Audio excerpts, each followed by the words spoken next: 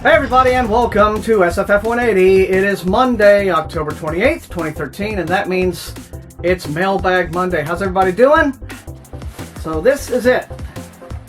This is the pile of review copies that I have gotten from all my fine friends and publishers and publicists for the week of October 21st through 26th. So this is the whole week worth of stuff that I've gotten. This is a fairly average week.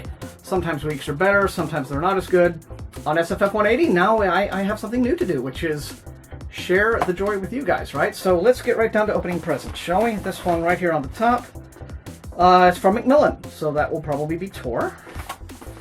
More than likely be Tor. This time, oh, a couple things. A couple of arcs. Oh my golly. Okay.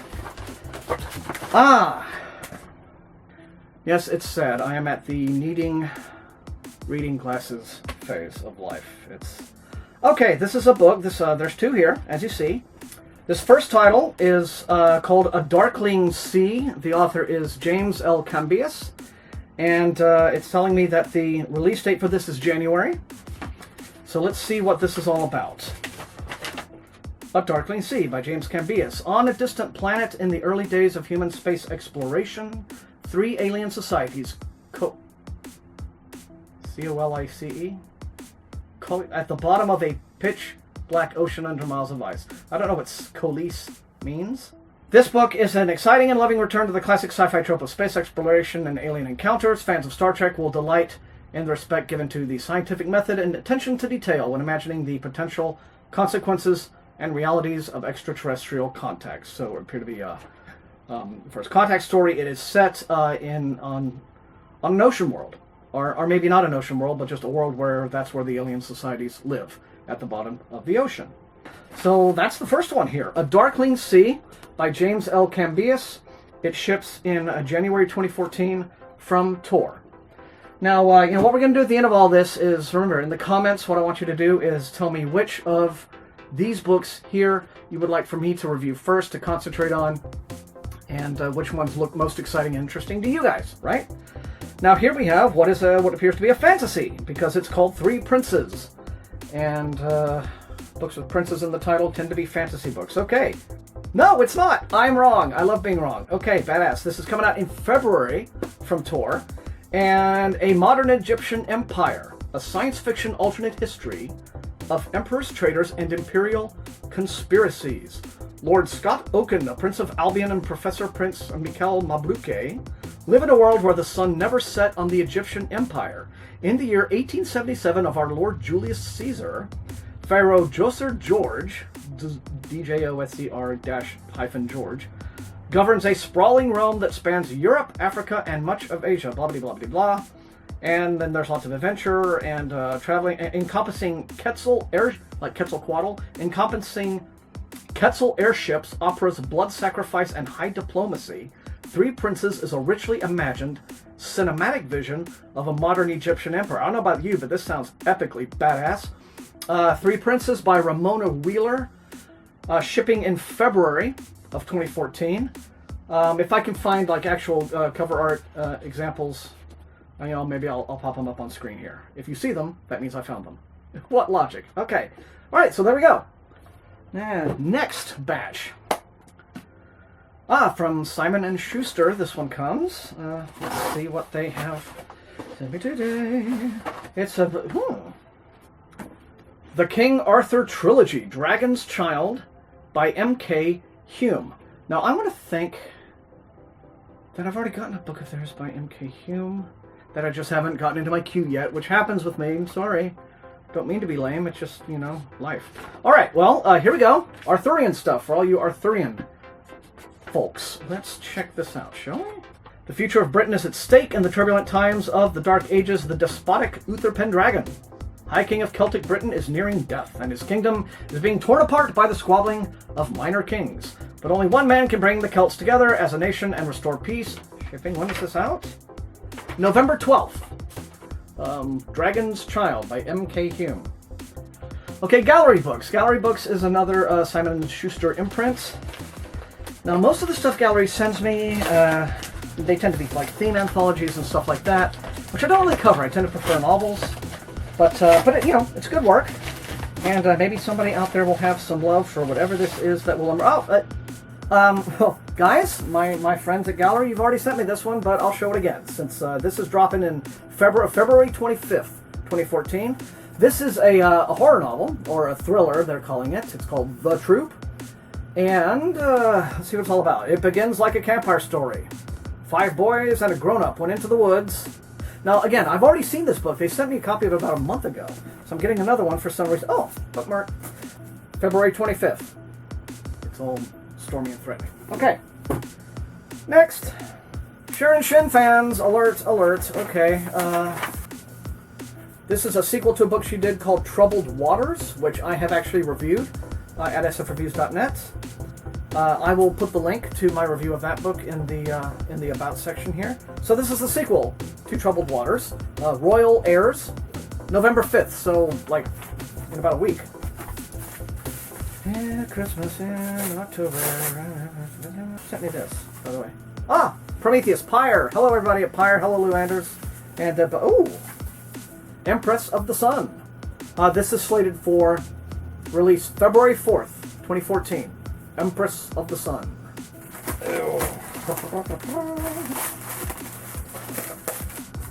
Lovely lady here. The Golden City. There we go. The author is J. Kathleen Chaney. Well, let's see what this is all about, shall we, guys? This one is due, again, November 5th, so like within a week here. From a new and fresh voice in historical fantasy by debut author J. Kathleen Chaney. The Golden City is a lush and enthralling tale following a young woman who must hide her identity as she works with a member of the secret police to solve a string of, magical murders. For 2 years, Oriana Paredes has been a spy among the social elite of the Golden City, the capital of northern Portugal, where non-humans have been banned for decades. Bound by their secrets, not trusting each other completely, yet having no choice but to work together, Oriana and, I guess, the Duilio, who's the dude, must expose a twisted plot of magic so dark that it could cause the very fabric of history to become... Oh, cool. All right, well, here we go. J. Kathleen Chaney. Her book is The Golden City. It drops on November 5th, and there it is. Okay, the Penguin Parade continues. I'm very happy to see this.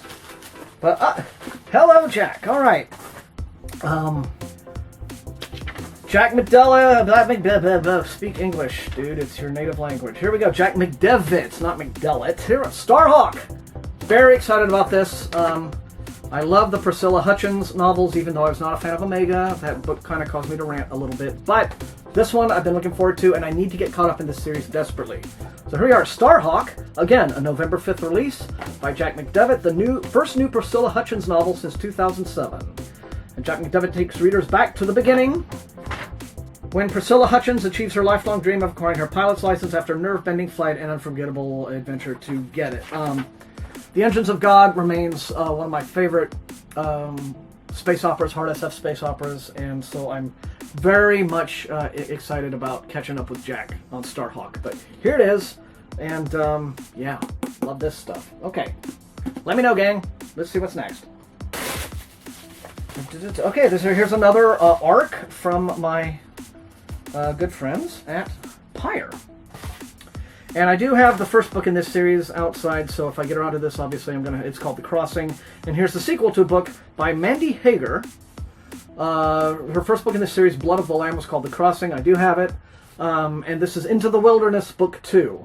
Blood of the Lamb trilogy, award-caliber social science fiction with a strong message about race and the abuse of religious faith by those in power. Now that sounds like it's right up my street. And this is a January 7th release from Pyre. Hardcover $17.95. That also means it's a young adult at that price point. So here we go. Into the Wilderness, gang. Sequel to The Crossing. And we'll see what's next. See, this is the fun part of Christmas. You shake the presents to see what's in them. Oh, it's just one very large, heavy book. What's in this book? Who sent it? HarperCollins. Okay, so... Jesus. Come on! Alright. The application of brute force to paper always... Ooh! Ooh, it's all shrink-wrapped and... Ooh. Take a look at this, gang. Raymond Feist, if you're a Ray Feist fan, and Stephen Abrams. Midkemia, The Chronicles of Pug. Look at this thing. It's all, it's got this beautiful sort of wraparound map. here. Midkemia, Raymond D. Feist and Stephen Abrams. Let's see what this is all about, alright, shall we? Alright, it is coming out very soon too, guys, November 5th. In the wake of Magician's End, the final installment of the Midkemia series, yeah, it brings this legendary world to life in Midkemia, the Chronicles of Pug. So it seems like it's a big guidebook or so. Oh, no, I'm wrong. It's a new story from a new... See, the series never end. The series will never... they never actually end when there's more to write. Readers and fans of Feist's previous work in the Midkemia series will be delighted to discover that this story is told in the first person in the form of Pug's journal and annotated by his son Magnus. Complete with over 50 full-color maps and full-color illustrations, this story is the first of its kind. This looks like it's a real treat. Look at this. Gorgeous. I mean, it's really beautiful. It's a $27 hardcover, big shrink wrapped edition. There we go, Midkemia.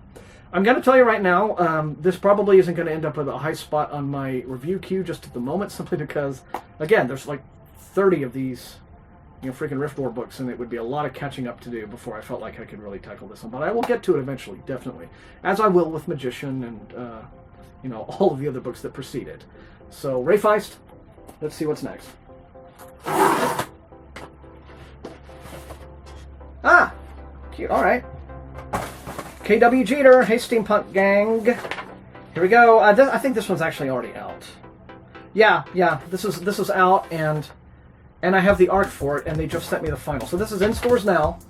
Fiendish Schemes by KW Jeter. It is the sequel to his book Infernal Devices, which I think has also been recently reprinted, but it apparently can also be read as a standalone by one of the founding fathers of steampunk. So yeah, this is Victorian steampunk for all of you who just can't get enough of that. Here we go, KW Jeter, Fiendish Schemes, in stores now. Let's see what's next.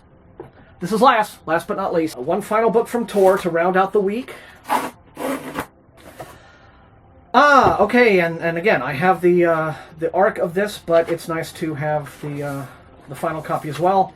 Max Gladstone is a writer I need to catch up with. His debut novel that came out about a year or so ago was called 3 Parts Dead, and here is now 2 Serpents Rise, the sequel to 3 Parts Dead. What you'll probably see me do is another double episode of SFF180, where I do 3 Parts Dead and 2 Serpents Rise in the same video review, and then of course I'll also have the text reviews up on sfreviews.net, because I have been meaning to get caught up with Max Gladstone. And so I'm glad this is out. Here we are, 2 Serpents Rise, sequel to 3 Parts Dead. Really cool cover, and the release date on this is... Ow! Ah! That happened. I can't believe that actually happened. Well, it was very slight. It didn't really draw blood or anything. Oh, alright. Well, this is in stores tomorrow, guys. That is, if you're watching this video on the day I actually posted. October 29th, 2013. It's out. That is all we have for Monday Mailbag this week. My golly, what a batch of awesome stuff. Okay, now remember, in the comments, let me know which of these you're most excited about, want to see. And otherwise, stay tuned to the channel. Please like this video if you enjoy watching. Subscribe to the channel. Share this with all of your friends. And I will be back very soon. Like I said, usually Mondays is going to be my days to post new stuff. And until then, I look forward to hearing your feedback. And happy reading.